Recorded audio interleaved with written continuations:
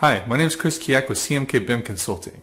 Here I'm going to be demonstrating a quick HoloLens app that I just developed. So when we start, we can see that there's a concrete cube object here in the model. When I put my gaze over it, it highlights it and shows the concrete properties. That way I can actually see what's going on with this particular object.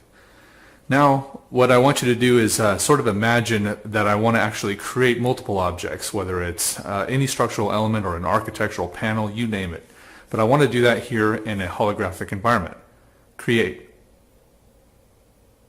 So here you can see that over to the left it actually creates a duplicate object. And again, if I move my gaze to either one of these, it selects that current object.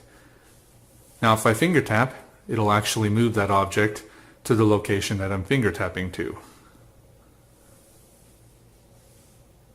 Move left. Move right. Create.